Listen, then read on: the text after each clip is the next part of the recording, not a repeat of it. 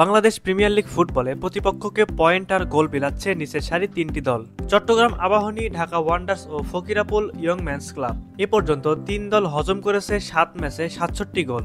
দলগুলোর সামর্থ্য নিয়ে প্রশ্ন উঠেছে এবং সন্দেহ তৈরি হয়েছে স্বচ্ছতা নিয়েও। এশিয়ান ফুটবল কনফেডারেশন ইতিমধ্যে তদন্ত শুরু করে দিয়েছে এই তিন দলকে নিয়ে। এএফসির ম্যাচ পরিদর্শকরা এই তিন দলের সন্দেহজনক ম্যাচ শনাক্ত করেছে। একই সঙ্গে বাংলাদেশ ফুটবল ফেডারেশন দলগুলোকে চিঠি দিয়ে ব্যাখ্যাও চেয়েছে। ফুটবলে পাতানো ম্যাচের ঘটনা নতুন নয়। ফিক্সিং কাণ্ডে প্রিমিয়ার লিগের দল আরামবাগ ক্রীড়া সংঘকে সিনিয়র ডিভিশনে নামিয়ে দেওয়া হয়েছিল।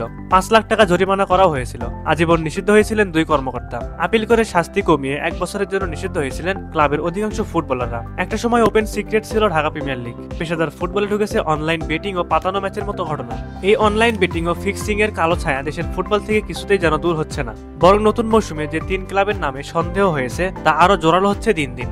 চট্টগ্রাম আবাহনী অভিযুক্ত হয়েছে সবশেষ আবাহনী লিমিটেডের কাছে 4-0 গোলে হারের পর। সে ম্যাচে প্রথম হাফে বেশ লড়াই করে চট্টগ্রাম আবাহনী, কিন্তু দ্বিতীয় হাফে ম্যাচ একরকম আলগা করে দেওয়া হয়। দলটির কোচ সাইফুল ইসলাম মনি এর আগে চ্যাম্পিয়ন্স লিগের দল আজিমপুর ফুটবল ক্লাবের বিপক্ষে ম্যাচ পাতানোর অভিযোগে তাকে দায়িত্ব থেকে সরে দেওয়া হয়।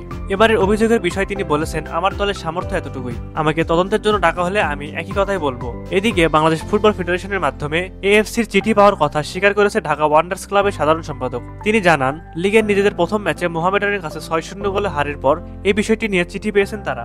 লিগে নিজেদের দ্বিতীয় ম্যাচে পুলিশ এফসির কাছে 4-1 গোলে হেরেছিল ফকিরাপুল ইয়ং ম্যানস। এই ম্যাচটিকে সন্দেহের তালিকায় নিয়ে চিঠি দিয়েছিল এশিয়ান ফুটবলের সর্বোচ্চ নিয়ন্ত্রক সংস্থা এএফসি।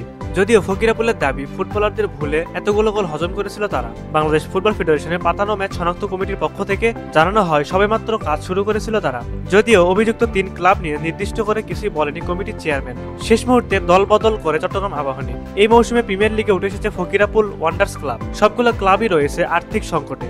এ কারণে ভালো দল গঠন করা সম্ভব হয়নি 3 ক্লাবের। বেটিং কোম্পানিগুলো তাদের নিয়ে মেতে উঠেছে কিনা সেটি এখন দেখার বিষয়। প্রিয় দর্শক, আপনাদের কাছে কি মনে হয়, দেশের ফুটবলের ফিক্সিং এর গন্ধ কি আদৌ দূর হবে? আদৌ কি দেশের ঘরোয়া ফুটবল থেকে ফিক্সিং দূর করা সম্ভব? অবশ্যই আপনারা আপনাদের মূল্যবান মতামতটি আমাদের কমেন্ট করে জানিয়ে দিতে পারেন।